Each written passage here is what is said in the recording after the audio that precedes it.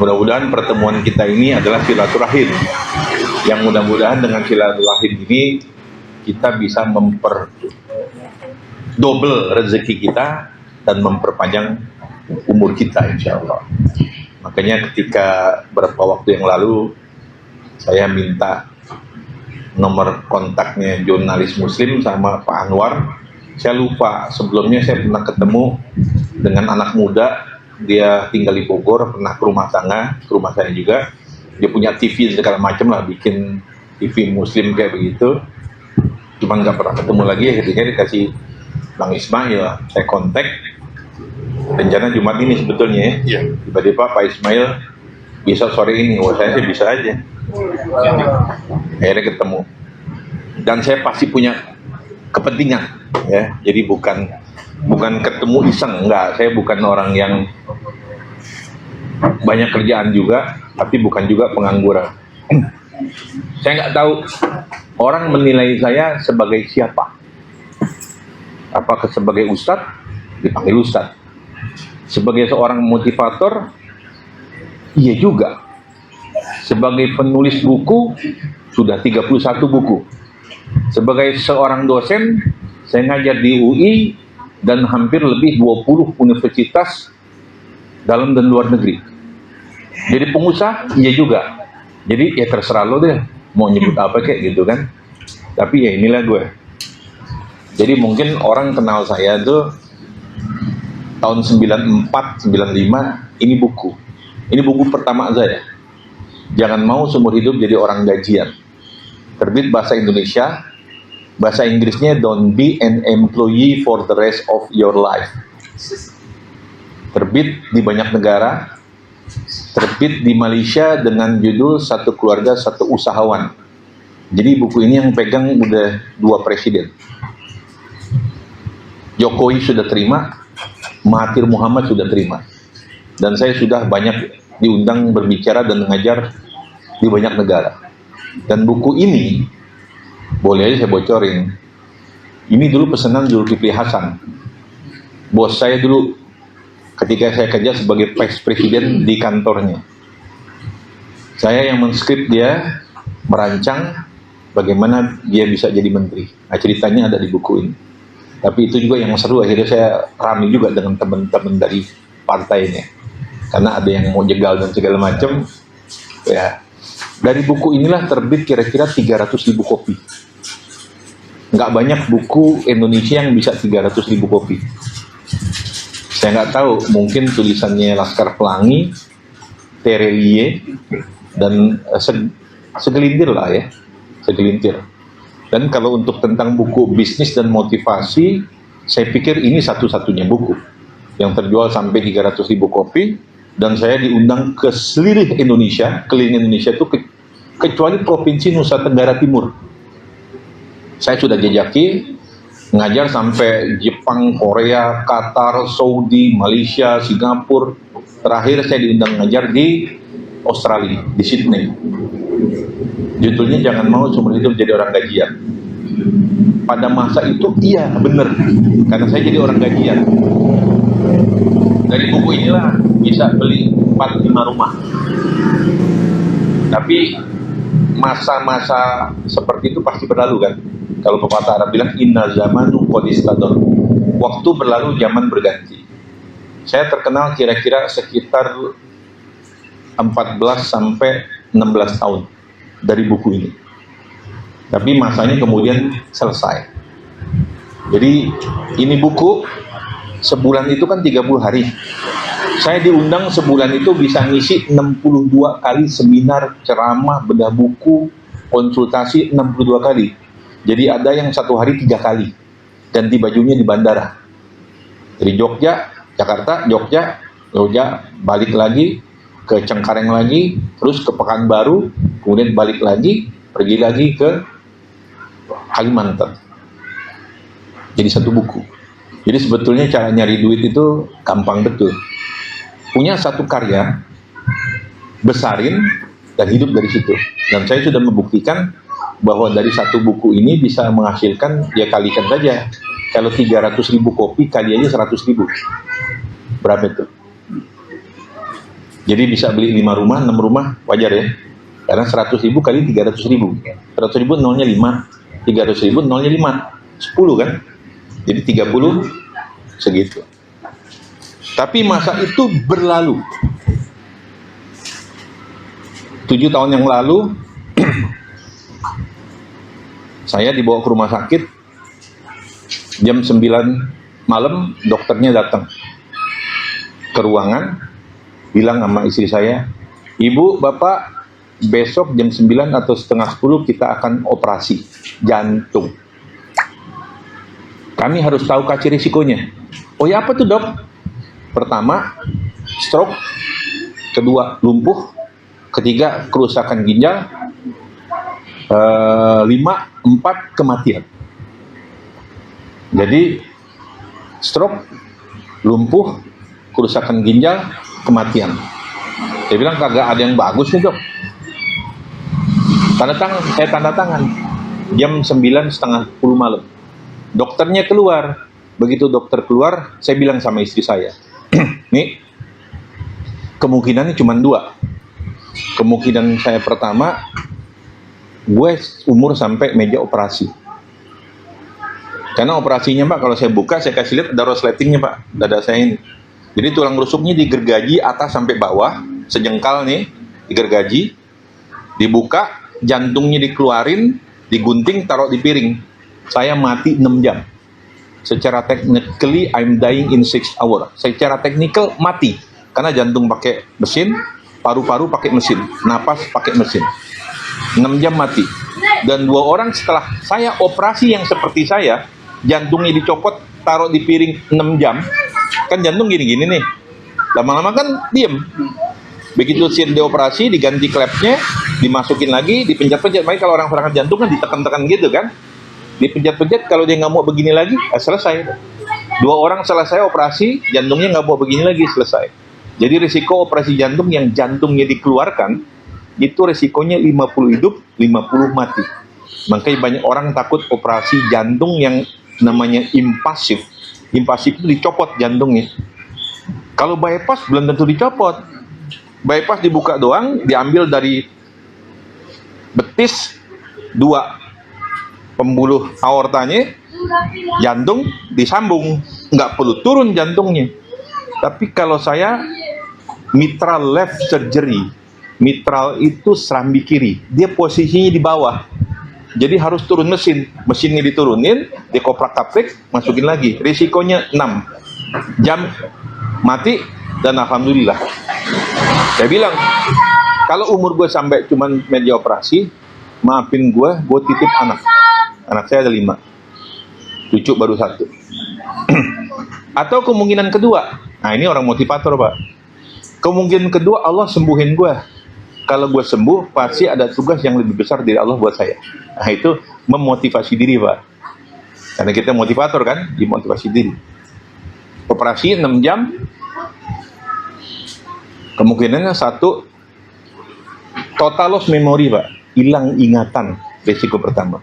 2 stroke, 3 lumpuh, 4 kerusakan ginjal, 5 kematian. Begitu selesai 6 jam, saya sadar sudah di ICU Pak. Begitu sadar di ICU, saya melek mata saya lihat istri saya kenal, bini gua. Terus dia bisikin sesuatu ke kuping saya nggak denger Pak, saya cuman gini doang tangan saya. Tapi begitu sadar, otak saya langsung bilang, semalam dokter bilang resikonya ada 5. Langsung tangan saya giniin Pak, kan di ICU begini gitu. Selang ada berapa ya? 1, 2, 3, 4, 5, 6, 7 selang Pak. Saya langsung gerakin tangan saya gini Pak. Yang kanan bisa, yang kiri nggak bisa Pak. Kenapa? Kan jantung sebelah kiri, nggak bisa bergerak Pak. Saya istighfar, 10 menit bisa bergerak. Kaki saya gerak-gerakin gini, bisa bergerak. Alhamdulillah, saya nggak lumpuh. Kemudian saya ingat, anak gue siapa aja ya? 1 si Umar, udah nikah, selesai kuliah di sini. 2 begini, 3 ini, 4 ini, 5 ini. Wah, saya ingat. Berarti saya hilang ingatan. Dah. Harusnya 5 hari jadi 9 hari di rumah sakit. Kemudian saya pulang. sakit banget, nggak bisa bersin, nggak bisa batuk. Kalau mau batuk kita harus megang bantal, tekan kenceng-kenceng, batuk bersin karena sakit. Karena tulang rusuk kan dia gergaji disambung. Kalau terbatik kan, kalau kita mau batik, kan gitu, hacim, narik kayak gini. Pulang, operasi tanggal 5 November, Januari tiba-tiba teman saya nelfon, Haikal Hasan, Babi Haikal. Jadi juga akhirnya dia. Temen Pak, itu temen nongkrong Pak. Tapi kita beta haluan lah, gitu kan. Dia telepon saya, Ustadz, aneh denger antum sakit. Iya, saya bilang, sampai operasi, mati gue 6 jam, Masya Allah. Kenapa? Operasi jantung, mati gue 6 jam kal, saya bilang. Terus sekarang gimana? Ya Alhamdulillah sekarang sehat. Terus gimana Ustadz? Ya sehat gue sekarang. Ente mau jalan-jalan nggak? Oh mau gue jalan-jalan, saya bilang.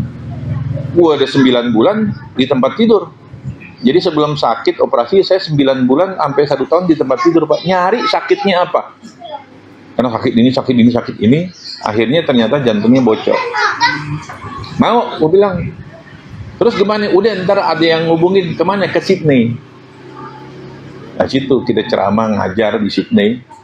Lagi itu acaranya apa itu ya? Pokoknya 1-2 gitulah, ya, tim sukses lah, gitu kan. Dia ngomong, gue ngomong sama Usul Mariah. Berangkat saya, Haikal bawa anaknya, Husnul Mariah ajak anaknya, saya kagak ajak istri saya. Kenapa? Karena saya tahu kalau di Sydney makanannya apa Pak? Lamb chop stick, ya kan? Kita pergi ke Sizzler, berapa ya Sizzler? 250, 450, 2,5 juta kan? Yang 800 kilo, 800 gram, 1 kilo kan? 3,5 juta kan? Di sana kita makan stick 1 kilo Pak. Makan lamb chop saya 6 biji Pak. Karena saya tahu makannya stick, istri saya nggak boleh saya makan stick. Saya nggak ajak. Udah 1 minggu itu kan 2 minggu Pak di Sydney Pak. 1 minggu keliling-keliling. Saya jalan pagi di Opera House, setelah jalan pagi saya duduk Pak. Begitu duduk, kan saya udah sehat Pak. Saya bilang kalau gue sehat sama istri saya kan, malamnya pasti ada tugas yang besar dari Allah buat gue, kan gitu. Begitu di Opera House sambil duduk di taman, saya bingung, mikir apa tugas dari Allah buat saya, kan gitu kan. Ya udah pernah mati kan, hidup lagi pasti ada tugas. Tugasnya ini ternyata Pak. Nih, saya nulis buku ini. Ini buku saya tulis, saya lupa tahun berapa ya. Saya bikin seminar di Istiqlal, judulnya Masjid Mandiri, Membangun Ekonomi Umat Berbasis Masjid. Ini bikin seminar nih Mas Hari nih. Dia yang bikin seminar-seminar saya dari masjid ke masjid beliau. Itu di Istiqlal, kita ngadakan acaranya itu di Masjid Istiqlal. Alhamdulillah sekjen Masjid Istiqlal pada saat itu teman saya. Jadi kita pakai masjid utamanya kagak bayar. Kalau bayar 100 juta Pak. Jadi kita bikin acara bareng Istiqlal. Istiqlal menyediakan masjidnya, sound systemnya, karpetnya, gue yang undang masjidnya. Saya undang masjid Pak sama teman-teman itu yang datang 5.600 masjid se-Indonesia. Kaget kita, waduh diapain nih? Orang kagak siap konsepnya mau diapain. Ya udah akhirnya begitu aja selesai. Tapi akhirnya kita bikin buku ini. Ini buku jadi tahun 2007, 2008 saya sakit, operasi. Jadi ini buku belum pernah diceritain, akhirnya keliling-keliling lah saya menceritakan buku ini, Membangun Ekonomi Umat Berbasis Masjid. Mungkin saya punya gerakan tuh pemberdayaan dan peningkatan kesejahteraan umat berbasis masjid. Kenapa saya nulis buku ini? Dan kenapa saya ngomong tentang masjid? Setelah buku itu ada lagi buku ini, Masjid Copy Paste. Jadi udah ada 3 buku tentang masjid, saya ngomong, ya nulis. Nanti yang keempat ini, nanti yang saya harapkan dengan teman-teman PJMI ini adalah yang keempat, buku saya keempat. Kenapa saya menulis tentang masjid? Alasannya ada 3, apa 4. Pertama, Rasulullah ketika hijrah dari Mekah ke Madinah yang pertama dibangun masjid. Dan perubahan umat Islam itu dari masjid. Dulu Islam, kemarin saya diundang ke DPR RI oleh DPD. Ketuanya siapa? Ketua DPD? Kok saya nggak ingat? Oh, Ada yang ingat ketua DPD siapa? Delami. Oh, yang dari Yang baru, Bengkulu. Yang dari Bengkulu itu ya, Pak? Enggak, Makassar sekarang ya. Makassar. Ada. Najamudin. Bukan, yang sekarang. Najamudin. Yang dari Bengkulu. Najamudin. Nah, Bukan lah, DPD. Iya, Sultan. Sultan. Sultan Najamudin sekarang. Iya. Dulu Oh, baru ganti. Sebelumnya? Lanyala Mataliti. Lanyala ya. Tamsil, bukan Tamsil, bukan. Saya diundang, Pak. Waktu ketuanya tentu. Iya. Saya dipanggil ke DPD. Itu pertemuan tokoh umat Islam se-Indonesia. Jadi NU, Muhammadiyah, Al-Irsyad, jadi semua ormas-ormas Islam itu. Saya diundang ternyata mewakili, saya punya organisasi namanya BUMM, Badan Usaha Milik Masjid. Tadi dikatakan juga oleh Bapak ini, saya itu pendiri MTW, Majelis Taklim Wirausaha. Di kesempatan itu saya bilang begini, para asatid, ustadz sekalian, guru-guru sekalian, pada awalnya kita ini umat Islam cuma bisa marah-marah doang kan sekarang kan, cumanya bisa marah doang, anti Cina, anti asing, anti aseng, anti asong kan gitu, sama demo kan, sampai kemarin Minggu masih demo juga kita, datang saya demo, kita cuma bisa marah. Pada awalnya orang-orang Cina itu datang ke Indonesia bukan siapa-siapa. Mereka masuk, mereka bekerja keras, mereka kuasai ekonomi. Mereka pertama kuasai ekonomi. Setelah mereka kuasai ekonomi, mereka punya duit kan? Mereka kuasai tanah. Jadi ada satu perusahaan Sinarmas, dia menguasai berapa? 15 juta hektar. Satu perusahaan. Kuasai ekonomi, kuasai tanah. Setelah itu mereka bikin ketika paket Oktober 88 ya. Mereka kuasai keuangan dan perbankan. Kemudian yang keempat, mereka kuasai politik. Mereka berternak partai politik. Kuasai ekonomi, kuasai tanah, kuasai sektor keuangan dan perbankan, dan kuasai politik, partai politik. And the winner takes all. Kemudian pemenang ngambil semuanya. Kan itu yang terjadi kan? Ya lu suka nggak suka, pokoknya itu faktanya kan? Padahal saya bilang, setahu saya, pada awalnya Islam itu berkembang, dimulai dengan seorang diri Muhammad SAW, ditemani seorang wanita, dan 2 orang anak kecil, Fatimah dan Ali. Islam berkembang, satu Muhammad, Khadijah binti Khuwailid, perempuan, dan 2 orang anak kecil, Ali dan Fatimah. Kemudian Islam berkembang ke seluruh dunia, sampai hari ini ada 2 miliar pengikutnya. Michael H. Hart, saya orang ekonom, harus pakai data. Michael H. Hart menulis buku 10 orang paling berpengaruh di dunia. Nomor 1, Muhammad SAW. Ketika buku itu terbit, orang Yahudi, Amerika, dan seluruh dunia komplain. Kenapa Muhammad? Isaac Newton nomor 2, Yesus nomor 3. Setelah itu, Umar bin Khattab protes kan? Diprotes Michael Hart itu, dan dia Yahudi. Ada yang tahu nggak Michael Hart ngomong apa? Dan setiap tahun tuh perayaan itu diulang dan masih diprotes. Kenapa nomor 1 harus Muhammad? Michael Hart tuh bilang, Muhammad mungkin saja bisa membohongi 10, 100, 1000, sejuta, 10 juta, atau 100 juta orang. Tapi dia tidak bisa membohongi 2 miliar orang. Dan ketika menyatakan itu, maka diamlah semuanya. Ketika Islam diikuti 2 juta orang sekarang, dan 2 miliar, dan ketika terjadi 7 Oktober, dan itu jadi luar biasa, nanti kita terjadi lagi 28 Februari tambah luar biasa,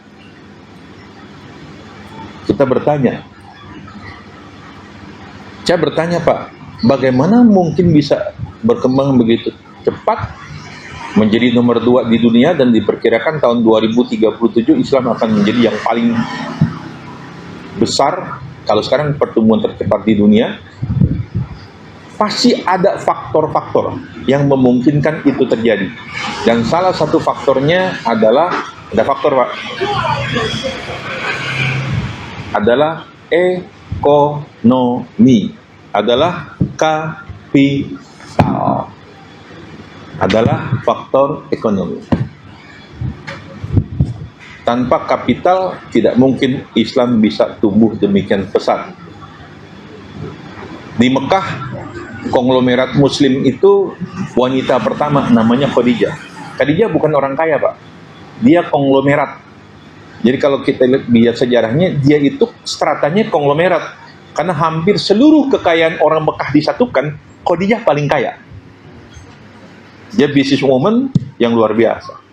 Di Mekah juga ada Abdurrahman bin Auf, orang terkaya di Mekah. Ada Utsman bin Affan, menantunya Rasulullah, juga orang paling kaya. Jadi Islam itu ditunjang ada Khadijah, ketika belum banyak orang kaya. Kemudian ada Utsman bin Affan, ada Abdurrahman bin Auf, ini kasirnya Rasulullah. Jadi kalau Rasulullah bilang, kita mau perang, butuh 1000 ekor onta dan kuda, beres Rasulullah, saya yang tanggung. Nah, ada yang kayak gitu. Islam tuh ada yang begitu. Sekarang nggak ada, ya kan? Kalau sekarang ditanyain, siapa orang kaya Indonesia? Nggak ada, gue nggak bisa nyebut. Gue cuma bisa nyebut Khairul Tanjung sama Sandiaga Uno yang gue kenal, sama Wardah, Nur Hayati Subakat. Tapi apakah orang-orang yang saya sebut itu begini untuk Islam? Ya kita tahu deh, gitu kan? Di Madinah ada konglomerat Muslim yang namanya Sa'ad bin Rabi. Jadi ada pilar ekonomi. Saya bilang, tuan-tuan, tuan guru, harusnya kita punya itu. Sekarang umat Islam itu tidak punya konglomerat Muslim yang untuk mendukung dakwah Islam ini, untuk memperjuangkan agama Allah ini. Islamnya hebat, tapi nggak ada yang dukung. Bahkan sekarang sebutin gue, media Islam yang paling gede, gue nggak bisa nyebut. Oh dulu masih ada Republika ya. Sekarang gimana kabarnya itu Republika tuh sama si Thohir? Erik. Ya kan kita yang nyumbang-nyumbang juga 5.000 itu sahamnya. Sama Bang Muamalat dulu. Kabarnya Bang Muamalat sekarang kemana? Jadi di Malaysia punya kan? Jadi hari ini umat Islam nggak punya itu. Dan itu yang harusnya dibangun. Saya bilang jangan cuma marah-marah doang. Udah sampai situ, ya sudahlah. Saya bukan tipe orang yang suka marah doang, Pak, tanpa berbuat, gitu kan? Ya sudah. Kalau kita harus lakukan sesuatu. Kalau kita nggak punya, kita ajak orang bergabung, atau kita buat sendiri, kan begitu. Rasanya dakwah saja ke Khairul Tanjung, ke Sandiaga Uno, dan ke Nur Hayati Subakat belum berhasil nih. Jadi ya udah, gua bikin aja sendiri, gitu kan ya. Ibaratnya saya setelah dibeset Pak, dokter bilang Pak Ustadz Valentino nggak boleh stres, nggak boleh capek. Itu semua bisnis saya 18 saya tinggalin Pak, saya tutup aja. Ya mulai itu pokoknya gue sebagai pendiri saja, founder, nggak ada saham, nggak ada apa Pak. Terakhir yang ke-18 2 bulan lalu saya punya sekolah TK, SD, SMP, sekolah alam, lumayan gede, saya kasih ke orang yang dia membiayai untuk bulanannya karena saya nggak sanggup lagi karena saya sakit kan. Ya sudah, saya tinggal fokusnya ke masjid. Baru mulai satu kan, Rasulullah mulai dari masjid.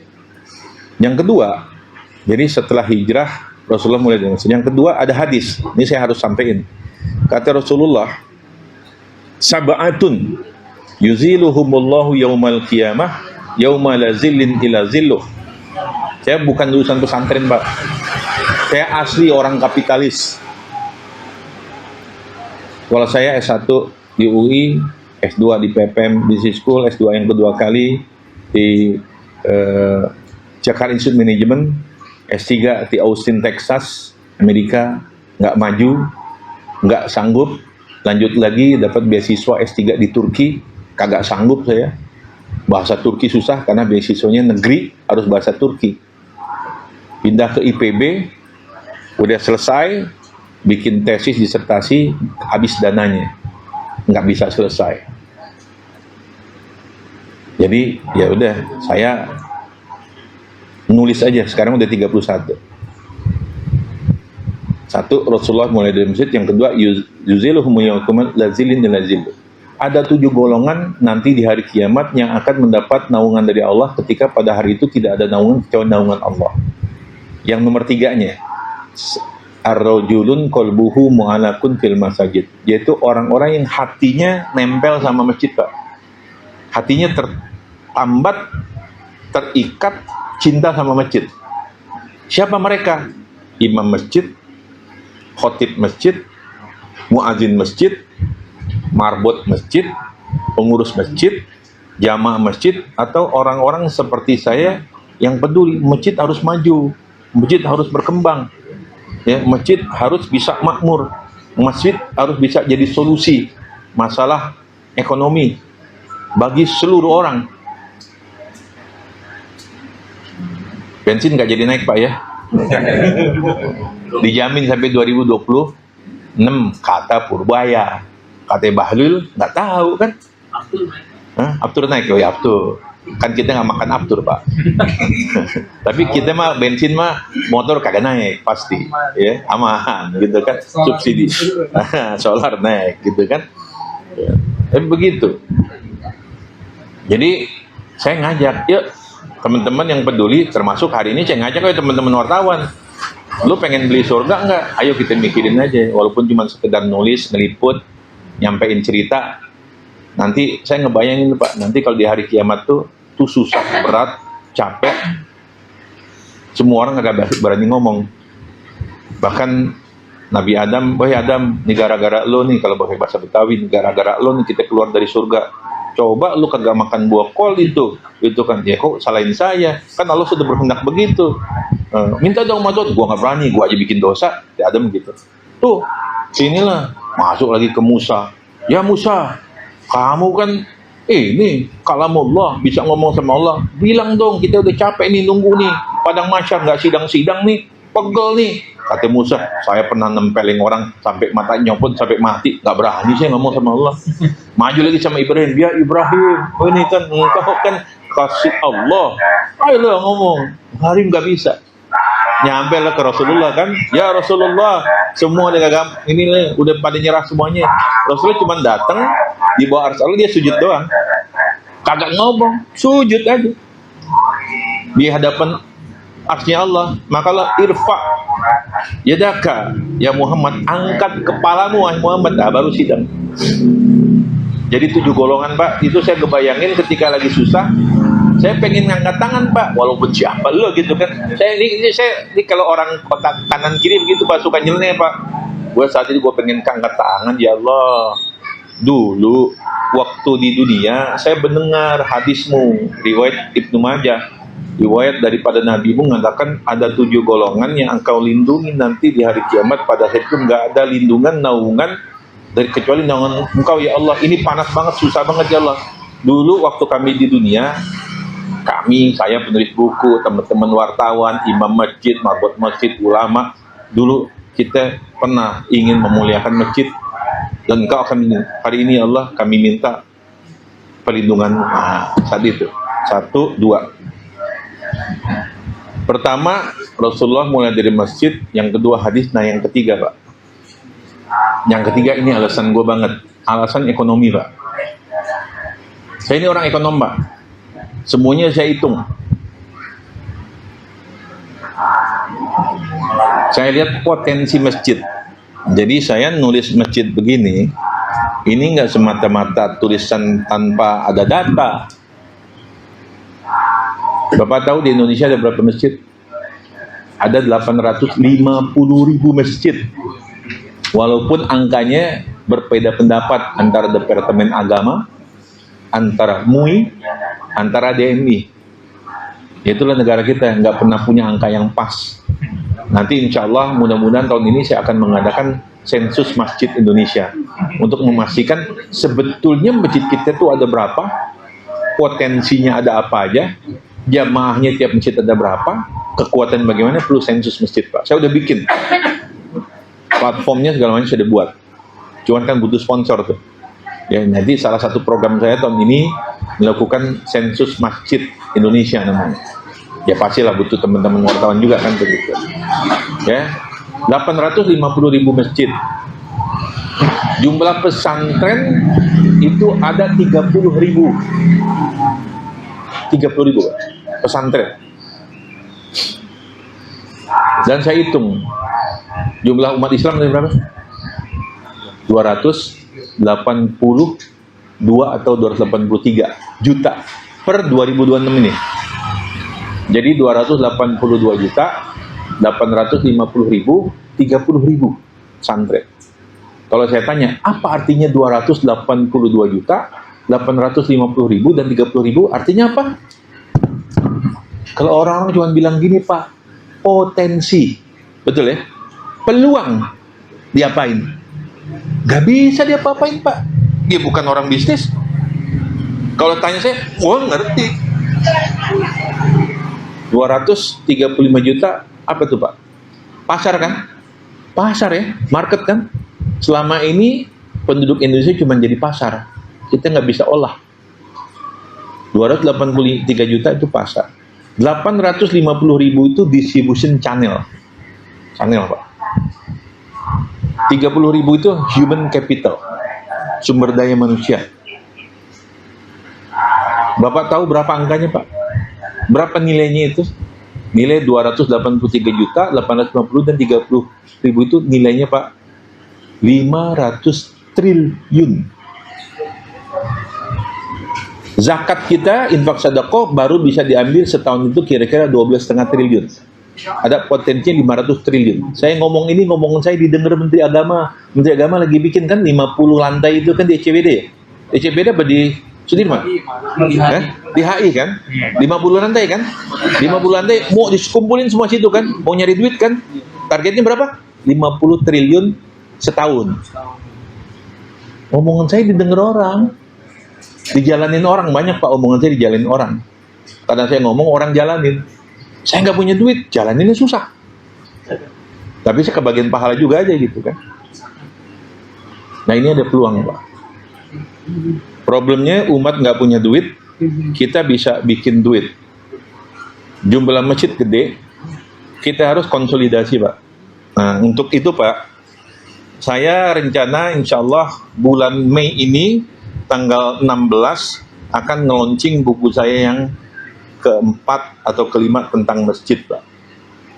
Judulnya ini Pak, Dana Abadi Masjid.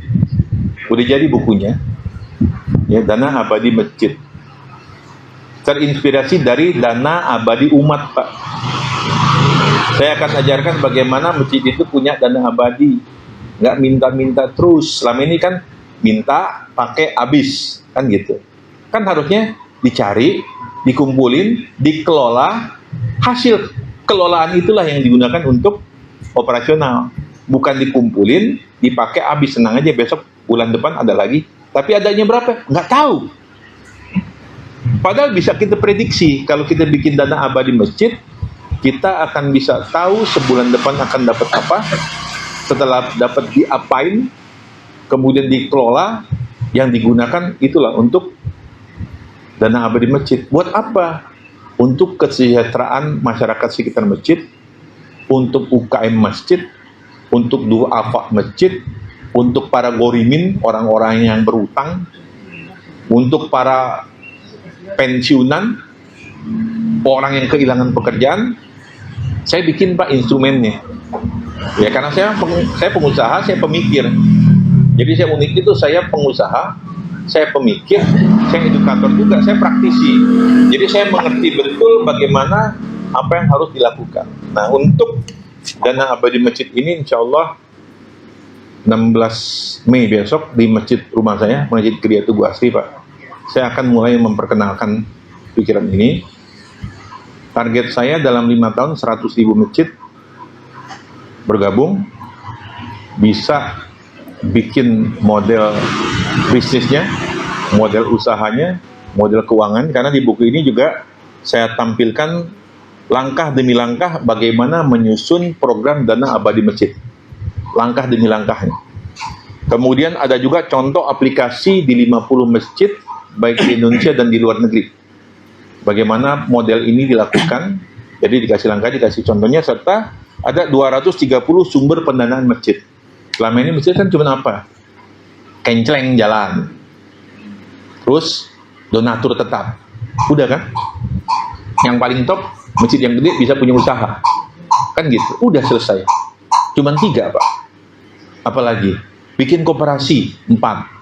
Apalagi? UMKM, 5. Apalagi? Gue punya 230. 230 cara, 230 model. Udahlah nggak usah mikir. Lo jalanin aja, lo baca aja, lo kerjain aja. Karena saya tahu orang Indonesia malas mikir. Udah lo nggak usah mikir, gue aja yang mikir. Jadi target saya itu mengkonsolidasikan, target saya itu 5 tahun 100.000 masjid, Pak. Kalau satu masjid itu ada 200 orang aja, Pak, yang bisa kita kelola nih. 20 juta, Pak. Partai datang tuh. Datang boleh, terima duitnya. Kalau pilihan urusan lain kan. Gitu.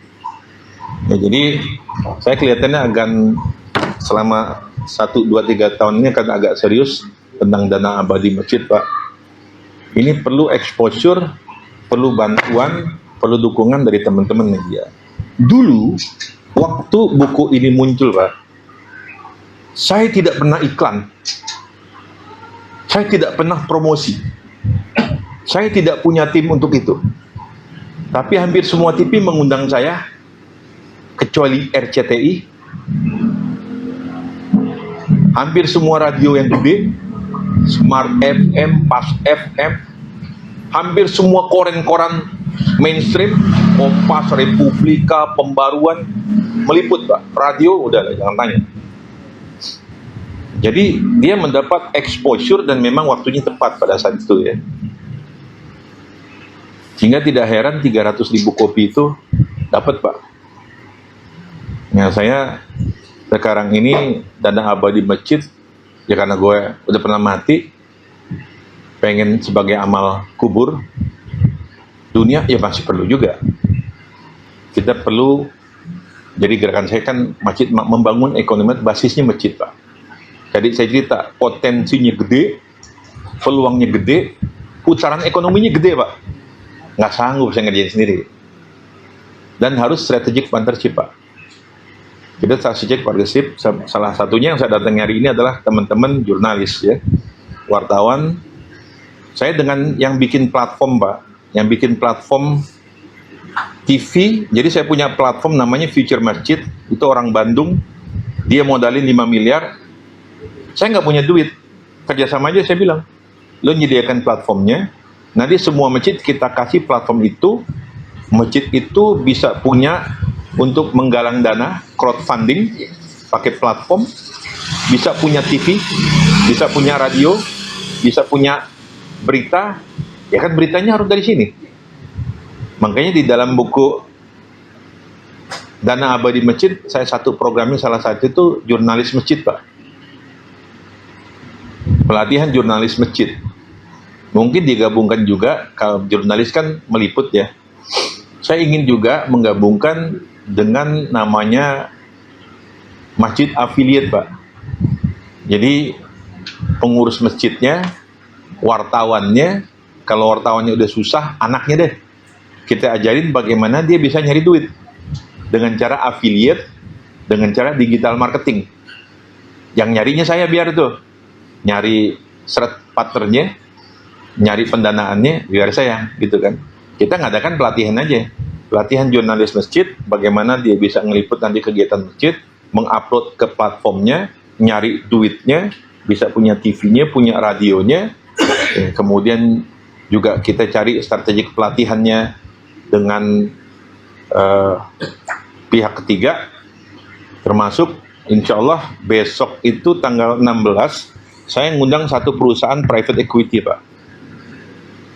Saya ikut pelatihannya, kebetulan ini teman kuliah saya, dia dari teknik bergerak ke bidang keuangan. dia datangin dana dari dalam dan luar negeri, Pak. Orangnya nggak mau kelihatan, Pak. Di belakang dia itu banyak orang-orang yang punya duit, yang nitipin duit ke dia, suruh diputer. Suruh puter duitnya, Pak. Dia bilang gini aja, Bang, besok tanggal 16 itu, pada saat acara launching gue, lo ngomong setengah jam. Kita bikin MOU dulu. MOU bahwa lo akan memberikan sindikasi ke gue punya lembaga, BUMN, Badan Usaha Milik Masjid, 100 miliar. Sindikasi, Pak. Dia bilang, kita bisa sampai 300 miliar. Untuk apa? Untuk pengembangan ekonomi berbasis masjid. Kan gitu. MOU, nanti kita bikin plakatnya gitu kan, sindikasi modal usaha untuk pengembangan ekonomi berbasis masjid 300 miliar, 300 miliar. Logonya dia, logonya saya. Kan perlu exposure tuh, Pak. Ya kan? Begitu exposure, orang tahu gue punya duit kan? Bahkan sindikasi, Pak, agak pegang langsung kan? Ya kalau orang mau punya duit, ya lokasi dong proposalnya mana? Buat teliti kan? Gue pelajarin kan? Lokasi katakan 10 orang, ya yang lajap cuma 3, ya 3 saya kasih nih. Dari gue 10 yang lulus 3, nih lo periksa. Dari dia periksa, oh yang lulus cuma 1, ya lo panggil tantangan. Urusan dia sama yang punya duit kan gitu. Tapi kan dengan ada exposure itu, orang kirain gue banyak duit kan? Dia sepakat, Pak, teman-teman yang punya duit, Ustadz kagak, kita nggak usah muncul, yang muncul Ustadz aja. Setuju saya bilang. Memang perlu juga, Pak, dikira orang kaya kan gitu. Kita nggak usah pakai flexing, kita pakai main media aja kan, Pak, main media aja. Setelah itu kan kita bisa program bikin macam-macam kan gitu. Yang penting kan dapat exposure dulu, dapat komitmen dananya, komitmen fee-nya segala macam. Ya itu begitu cara saya, Pak. Jadi kita nggak punya duit, ya kita bikin aja. Kita bikin aja, kita adakan aja. Daripada kita minta-minta, nggak ini juga. Ya tinggal nanti dengan jurnalis muslimnya ini kita sepakati apa. Kan begitu. Bagi saya, ya kesejahteraan itu kan untuk masyarakat masjid dan orang sekitar masjid serta UMKM masjid. Jadi dalamnya jurnalis kan ada juga di situ. Kalau jurnalis dia merasa kelewat tua, ya anaknya lah, gitu kan. Kita the next generation kan kayak gitu. Kita bikin, yang jelas kalau pelatihan jurnalis muslim, ya pasti bapaknya bisa, karena udah bangkotan di situ. Nah itu kan nanti apapun yang kita buat itu bisa di-exposure. Termasuk saya berpikir lebih jauh lagi, kita ini umat Islam harus punya bikin media sendiri juga yang gede. Saya nggak tahu seperti apa, apakah cetak atau online, tapi saya pikir harus ada wajah Islam yang mewakili jurnalis atau media Islam. Kan nggak ada. Saya nggak bisa nyebut sekarang.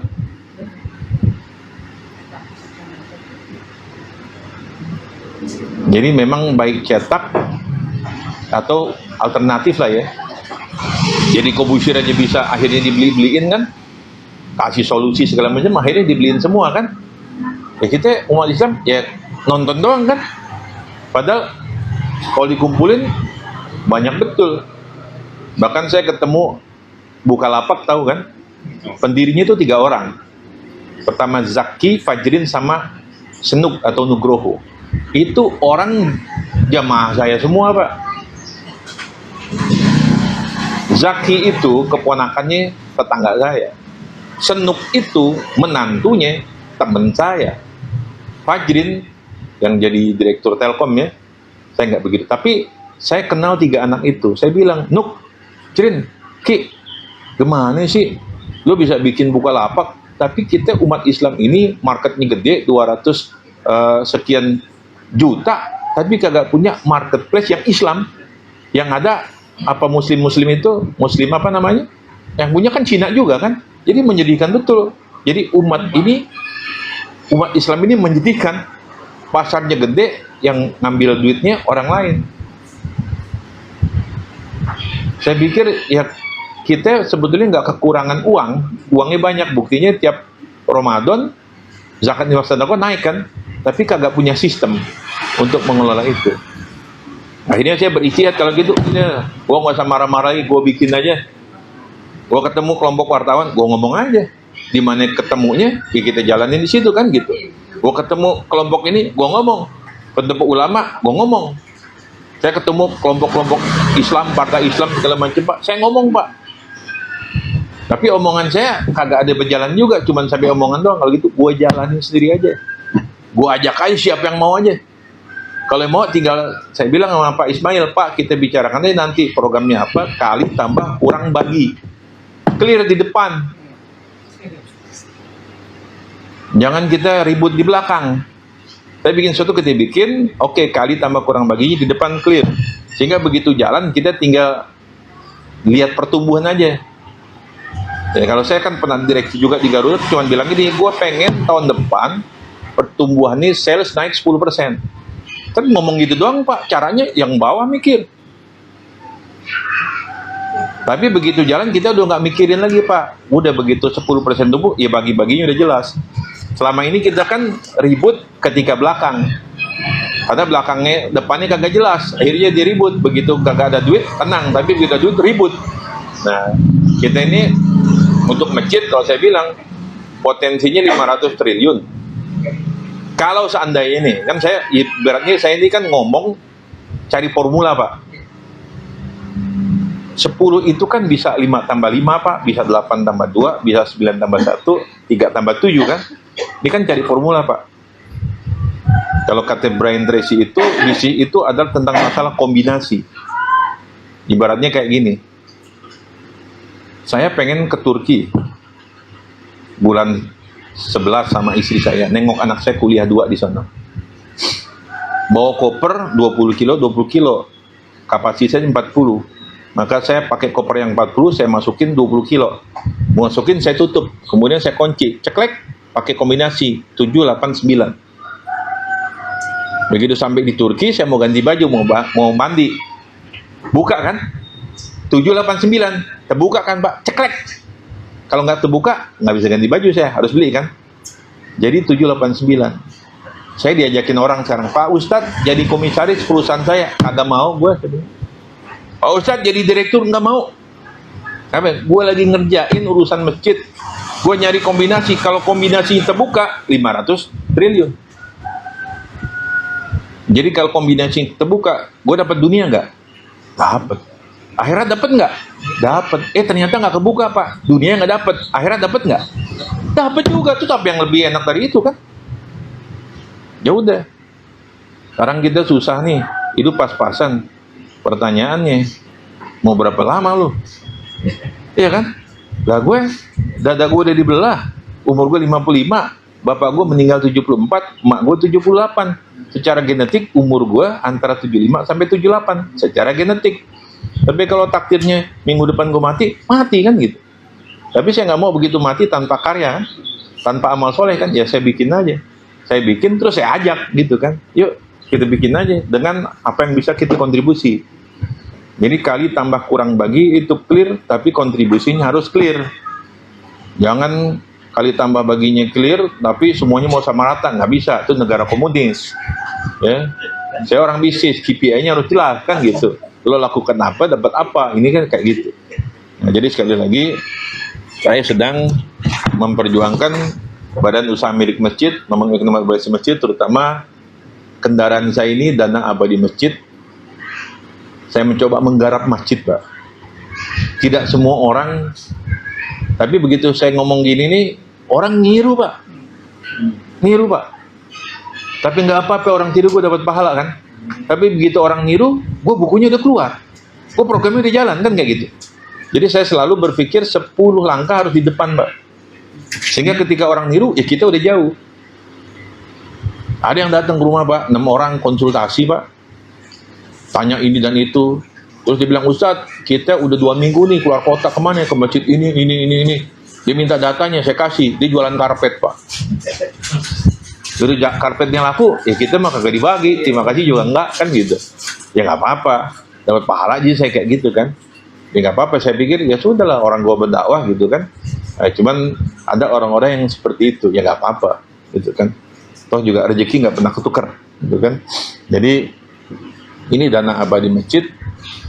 Awal mungkin di akhir tahun atau tengah tahun saya akan mengeluarkan buku satu lagi Pak, judulnya Bawa Kekayaanmu Hingga ke Surga. Udah jadi bukunya Pak juga. Kalau ini untuk masjid, nanti bawa kekayaanmu hingga ke surga, itu target kita orang-orang kaya Pak. Target kita orang-orang kaya, para konglomerat, agar dia mau membiayai dakwah kita, agar mereka mau membiayai amal-amal kita, kan kayak gitu. Ya, jadi kalau ke teman-teman PJMI ini, terus terang kita butuh exposure, kita nggak tahu, perlukan diiklankan, dipromosikan, dibentuk. Ya, tadi teman-teman yang punya duit, Ustadz yang di depan aja, kita di belakang. Ya udah, siap saya bilang. Mungkin ini wartawan pernah dengar juga, waktu kasus saya sama Harta Dinata, Samsi Ali, tahu kan? Ya, itu kan Detik sama Kumparan kan, ya, karena foto gue begini kan, foto gue gandengan sama Harta Dinata, sama orang dari Stern Resource, itu lembaga keuangan di New York Pak. Itu kan yang ngamuk Samsi Ali. Samsi Ali bilang apa? Hati-hati Muslim Indonesia, ada orang luar negeri, Cina, non-Muslim mau ngambil duit kita, gitu kan? Heboh dulu kan? Saya diemin aja Pak, saya pikir 2 minggu juga hilang, nggak hilang Pak. Terus ngomong itu tuh, tanya sama Ustadz Valentino, saya kan ada di grup para ulama tuh Pak, grup saling sapa. Saya bilang, akhirnya diwawancara sama Kumparan, bener orang-orang itu si Harta Dinata, not bapaknya Pak Thomas namanya, Thomas Harta Dinata, dia non-Muslim. Waktu 98 dia kabur ke Australia, ke Singapura dulu, dari Singapura dia kabur ke Australia, dari Australia dia pindah ke Amerika, jadi pengusaha di New York. Samsi Ali kan tinggalnya di New York. Ya tetangga kan kenal, tetangga baik. Dia rupanya ada Slack berdua itu. Ada Slack itu. Samsi guru saya, dibawa-bawa gitu kan. Udah saya bilang, bener orang-orang itu datang jumpa saya ke Hotel Syahid, nanya tentang ekonomi syariah, tentang prospek ekonomi syariah. Saya terangkan, ekonomi syariah gini, peluangnya begini, pasar lagi, tumbuhnya lagi begini, saya kasih data. Kemudian kita ke Surabaya dengan direksinya dari Amerika, bule-bulenya potret. Tapi belum ada deal apapun, belum ada kesepakatan apapun. Saya sebagai advisor yang ditanya sama dia cuma dikasih makan doang, sama dikasih tiket PP Surabaya, makan sama hotel doang. Saya bilang nggak ada kesepakatan apapun. Udah selesai soal itu Pak. Tadinya dia mau naruh duit $400 juta Pak ke Indonesia, nggak jadi. Gara-gara Pak kesinggung saya ngomong gitu, emang belum ada kesepakatan. Tapi kalau orang luar itu bilang belum sepakat, artinya lo nggak percaya sama gua. Batal Pak. Sama Amerikanya, sama Singapura juga $400 juta juga Pak. Batal juga jadinya. Saya bilang sama si Thomas ini, Pak Thomas, kalau bisa saya bilang, jangan si Harta yang di depan,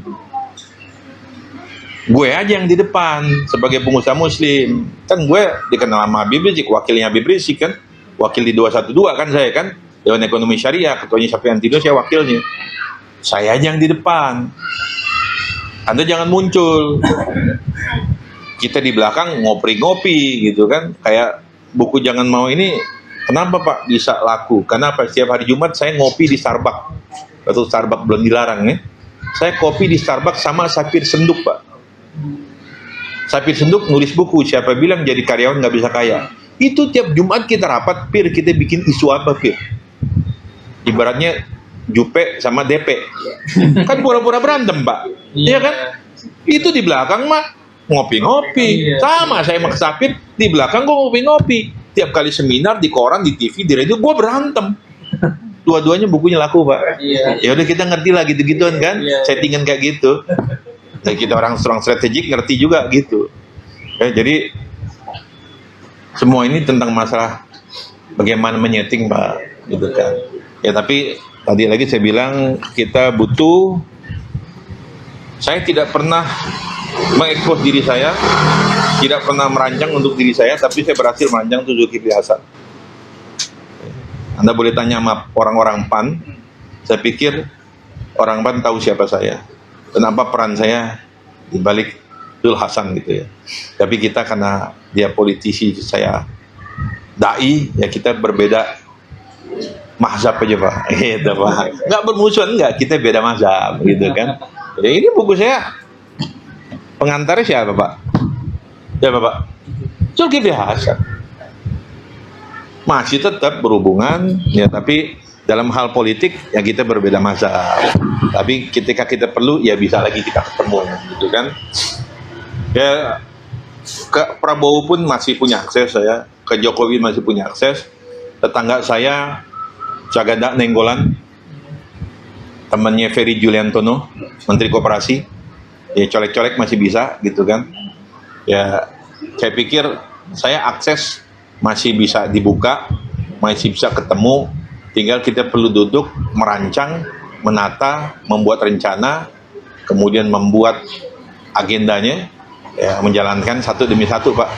Tapi saya selalu bilang, kita harus sepakati dulu di depan, kali tambah kurang baginya harus clear, karena saya tidak suka ribut, apalagi ributnya urusan dunia Pak, gitu kan? Ya masalah nanti berapa apa peran dan segala macam, saya pikir ya ketua dan teman-teman bisa menata itu. Tapi sekali lagi ini ibaratnya saya menuntut 18 usaha saya Pak, jadi saya tidak memulai dari nol Pak. Karena nol kan nggak punya apa-apa. Nama gue masih ada, masih laku. Bapak googling nama saya Valentino Penipu, insya Allah nggak ada. Terakhir kasus itu kita Mart, itu pada protes bangkrut, saya jual 2 rumah, saya jual 2 mobil, miliaran habis, saya balikan Pak uang-uang orang itu. Saya bikin tadi MTW itu Majelis Taklim Usaha, rugi Pak. Harusnya kan urusannya Majelis Taklim Pak, lembaga kan. Tapi kan kita gabung karena percaya sama Ustadz. Nama baik Pak. Bagi saya nama baik, bahal jual rumah, jual mobil, kembalikan uang orang itu. 25 juta, 50 juta, 100 juta, 10 juta, 30 juta, balikin Pak. Alhamdulillah clear. Sehingga kalau di googling, insya Allah Valentino Penipu tidak ada. Ya kalau temen gue yang satu lagi itu kan lain lagi tuh, orang Betawi Tambeng tahu ya. Itu temen gue, temen adik gue, kuliah sama di IAIN, Jam'an. YM itu temen gue. Kebanyakan Pak ratusan miliar, kebalikinnya susah. Ya kalau saya cuman ya nggak nyampe 10 selesai. Jadi insya Allah secara nama saya tidak akan ketemu itu. Saya menjaga integritas Pak ya. Tapi kita ingin saya nggak tahu, tiba-tiba saya berpikir jurnalis Muslim ya, karena saya anak angkatnya Bob Sadino. Mulyati Sudibyo itu klien saya konsultan pribadi beliau. Makanya Mas Sandi sama Khairul saya dekat, dan saya asisten pribadi Bang Imaduddin Abdurrahim, pendiri ICMI. Ya, jadi Imad itu hitam putih. Makanya saya sama Zul agak cocok. Karena dia pelangi kan. Ya, kalau politisi kan harus pelangi kan. Kalau Bang Imad dia hitam putih. Habibie jadi presiden, dia kan penasehatnya, gurunya. Mau jadi menteri nggak mau dia. Ya saya ngikutin guru saya aja, saya berdakwah saja. Insya Allah saya menjaga kehalalan makan yang kita makan untuk anak istri kita, karena kita nggak mau apa yang kita makan itu nggak jadi berkah. Dan saya percaya ya ini kan dari tahun berapa? 2011 ya? 11. Berarti kan sudah 15 tahun ya? Iya. Umur cukup, ya umurnya kan udah seumur-umuran, udah tua dari saya semua, ya kan? Jam terbang udahlah, kita sama-sama tahu lah. Ya, walaupun saya tidak jadi jurnalis, tapi saya berteman dengan jurnalis. Saya kerja di, tadi saya bilang hampir semua media cetak, dari mulai Kompas, Republika, Suara Pembaruan, macam-macam. Ya pernah semua, walaupun di pracetaknya, tapi bapak saya wartawan di Kompas, ya, om saya. Jadi media ya very close lah ya. Dan saya percaya bahwa seorang itu bisa naik karena media, juga bisa hancur karena media. Ya mainkanlah perannya. Saya ibaratnya gue jadi wayang aja Pak. Jadi wayang yang di depan nih, gitu kan. Wayang di depan, dan tadi ada sekelompok orang namanya Wanto. Dia punya private equity, tadi saya minta 100, dia bilang 300 miliar. Sindikasi Pak ya, bukan dikasih gabruk ya. Jadi untuk ngambil duit itu gue harus bikin program. Gue bisa ngajuin, harus gue cari pengusaha yang harus gue dorong juga, gitu kan.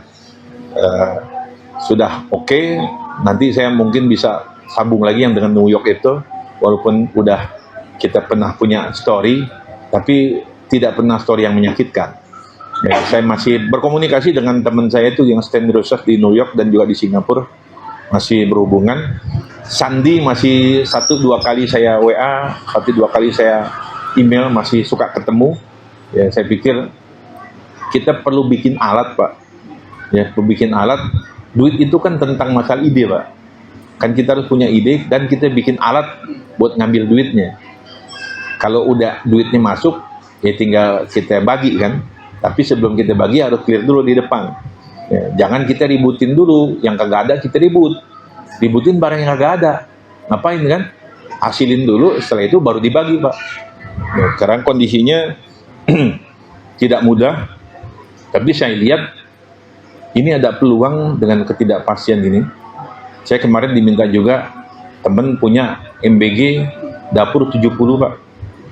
Satu dapur 400 juta Pak, 28 miliar sebulan. Saya belum colek ke dia nih Pak.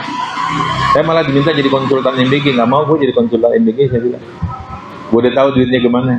Udah gue nulisin buku, saya nulis buku Pak. Sama 6 orang, 7 orang, teman-teman profesor dari UI, kita menulis buku tentang panduan tata laksana MBG.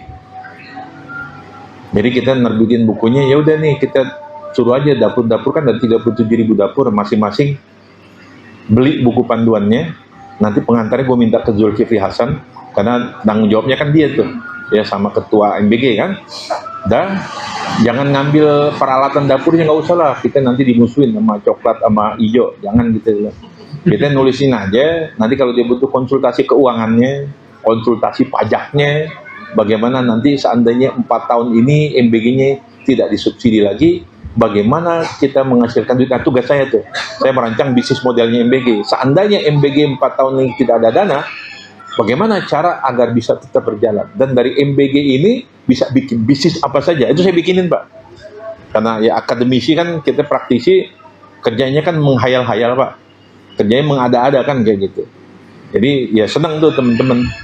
Jadi insya Allah di belakang saya banyak profesor dari UI, karena saya sempat 7 tahun ngajar di UI dan sekarang masih jadi konsultan yang dipanggil-panggil ke UI. Banyak yang bisa kita lakukan, saya pikir ya. Nanti yang sementara saya pikir gitu, yang di buku saya ini saya sudah tuliskan tuh pelatihan jurnalis muslim. Nanti akan disatukan dengan juga bagaimana tadi itu masjid affiliate dan digital marketing. Kan kalau affiliate dan digital marketing langsung menghasilkan duit Pak, ya kan itu ya. Terus ya perlu jurnalis, karena kita memang perlu memberitakan apa yang kita buat itu yang juga bisa menghasilkan. Satu itu, kemudian yang kedua adalah kita perlu memang yang atau perlu, saya pikir kita punya media digital, apakah yang bukan mainstream, yang alternatif dan juga cetak. Perlu juga saya pikir tuh. Dulu ada kawan saya, ya abang saya lah, masih saudara, pernah dengar media namanya Era Muslim, ya kan, mati ya, sempat seru tuh. Ya saya naik mobil sport Pak, ya kan, Ferrari, udah di black juga Pak, lagi begini juga. Saya nggak tahu, mungkin kalau ada dia bisa diakuisisi atau diajak kerjasama, baik cetak ataupun elektronik ya, penting Pak. Jadi masa Deddy Corbuzier aja yang muncul, gitu kan? Kita kan harusnya punya anak-anak muda atau tokoh-tokoh baru, ya menciptakan tokoh itu kan kerjaannya media. Politik nggak tahu saya. Ya. Yang melamar saya banyak. Ya. Saya terima, dengerin, saya oke. Tapi saya harus orang independen, saya bilang. Jadi konsultan aja. Dulu abang saya itu yang namanya first position, Pak. Itu omsetnya setahun 650 miliar, Pak. Itu kino iklan kita yang pegang, Pak. Sekarang lagi begini juga, karena apa? Ususnya dipotong 25 cm. Kita harus mem-PHK-kan karyawan kita 650 orang, Pak. Jadi memang pasca COVID itu luar biasa, Pak. Teman-teman berjatuhan semua. Tapi saya bilang, kita pernah sampai di sana. Harusnya kita bisa melihat lagi jejaknya agar bisa sampai ke sana lagi, Pak. Dan saya pikir ini zamannya adalah kolaborasi, sinergi, Pak. Saya percaya pers itu kan salah satu pilarnya demokrasi, salah satu pilar, Pak. Ya mainkanlah peran kalian, tapi memang harus sinergi antara pengusaha, media, ya, dan politik. Nanti saya pikir pengalaman saya 3-4 tahun menemani Zul Hasan dan juga menjadi konsultan di beberapa partai politik, ya bisa lah kita rajut-rajut. Bagaimanapun juga politik penting, Pak. Dan karena yang punya banyak duit memang sekarang orang politisi, ya, ya tinggal kita perlu bandar, Pak. Terus terang perlu bandar. Ya. Is it not easy? Tidak mudah, tapi bukan mustahil, ya. Bukan mustahil. Makanya saya perlu pilar-pilar nih. Kalau Rasulullah itu ada pilar kodi dan segala macam, ya kita perlu pilar juga. Tapi kan untuk bisa ngajak orang berperan kita itu harus tidak sesuatu yang besar, sesuatu yang menggigit, sesuatu yang bermanfaat untuk dia kan. Nah itu saya pikir kita bisa diskusi, Pak. Jadi ini pertemuan kedua dengan Pak Ismail. Mungkin nanti bisa diajukan dengan pertemuan yang sifatnya lebih teknis, Pak. Lebih teknis, lebih strategis. Saya harus sampaikan, saya tipe orang yang tidak suka bertemu sampai 4 kali, Pak. Pertemuan saya 1 kali perkenalan, 2 kali kita diskusi, 3 kali kita nyari solusi dan implementasi. Jangan berarti lo buang-buang waktu gue aja, gue juga nggak mau buang-buang waktu lo. Jadi 1, 2, 3 pertemuan harus udah bisa ada yang jalan, ada yang bisa diskusi, ada yang bisa menghasilkan. Karena kita main in action, bukan orang yang suka ngomong-ngomong. Ya saya banyak ngomong, banyak nulis, karena saya banyak nulis harus banyak ngomong. Tapi kalau ngomong doang tidak bisa menghasilkan, ya buat apa aja? Ya. Ngabisin waktu lo, ngabisin waktu gue. Ya. Jadi mudah-mudahan nanti pertemuan ketiganya itu bisa kita tim kecil, kita bisa merumuskan sesuatu dan setelah itu kita bisa implementasi dan jalan. Minimum tanggal 16 Mei, Pak. Hari Sabtu itu kalau nggak salah. Di masjid saya, Masjid Darussalam, Gria Tugu Asri. Itu saya bikin acaranya jam 8:30 sampai jam 1. Jadi pembicara ketiga, saya akan menerangkan konsep dana abadi masjidnya serta implementasinya. Jadi ini semacam semi workshop. Kemudian ada satu itu Pak Wanto, judulnya usaha dikasih modal. Termasuk dia akan menerangkan akan ada MOU antara lembaga saya dengan lembaga dia untuk komitmen bisa memberikan sindikasi dana sampai 300 miliar. Dia akan cerita MOU, kemudian saya minta waktu dia 10 menit cerita bagaimana agar pribadi dan masjid itu bisa UMKM dapat pembiayaan dari perusahaannya dia. Terus yang ketiga itu ada Pak Irsal Suwardi, itu teman lama ketemu di 165, Pak. Itu di lantai 12, Pak, kalau saya nggak salah. Itu perusahaan tambang emas, dia punya tambang emas di Papua, Jayapura, dia punya perusahaan yang mencetak emas seperti Antam, dan dia punya lagi 5 lembaga, Pak. Saya minta, lo ya dikit-dikit lah biayain kita punya acara, gitu kan. Termasuk, ya gue jualin, lo punya emas lo, gue dikasih berapa nih, gitu aja, Pak. Ya, dikasih berapa nih, termasuk nanti Pak Isal itu bagaimana menciptakan dana abadi dan persiapan pensiun Anda melalui emas, Pak. Kan emas kan lagi naik. Ya, jadi akan ada 3 orang, Pak, yang bicara paling banyak akan saya, itu perlu eksposur juga. Saya pikir ini sedikit ya perkenalan dari saya. Saya pikir nama Valentino Dinci di googling lumayan banyak lah. Ya. Dan saya pastikan insya Allah boleh dicoba Valentino Dinci penipu, insya Allah tidak akan ada. Ya, karena saya selalu menjaga integritas itu is number one. Bagi pengusaha itu kepercayaan, trust itu adalah mata uang bisnis, Pak. Kalau hilang kepercayaannya, selesai, Pak. Ya, nggak bisa bisnis lagi loh. Makanya berapapun susahnya, saya punya utang, walaupun yang utang ini anak-anak buah saya, para direktur saya, para CEO saya yang bertanggung jawab, Pak. Makanya 212 kan, saya tanya, duitnya kemana itu sekarang yang 50 miliar? Kemana itu satu batang platinum yang pernah ada? Kemana itu 600 tokonya? Saya nggak bisa jawab. Alhamdulillah waktu saya mundur, kondisinya sehat, kondisinya untung. Gimana keadaan sekarang? Ya tanya aja sama yang mengelola gitu kan. Bahasa saya, kenapa Ustaz tutup? Ya dokternya sakit. Saya inisiatornya, saya pendirinya, saya dokternya. Begitu dada saya dibelah, tidak ada yang menjenguk, tidak ada yang juga nolongin saya. Begitu utangnya miliaran, saya ditinggal sendirian, saya membiayai sendiri semua. Alhamdulillah hari ini tidak ada utang besar, ya mungkin ya belasan atau puluhan ada, tapi utang sampai miliaran sudah selesai. Kita mulai lagi. Ya saya ibaratnya ini ajakan ya, yuk kita sama-sama dengan kelebihan kita masing-masing, kita bersinergi, kita menguatkan, kita hasilkan sesuatu. Setelah kita hasilkan sesuatu, kita bagi, tapi di depan harus kelar. Kali tambah kurang bagi, berbagi peran dan berbagi juga apa yang bisa dihasilkan.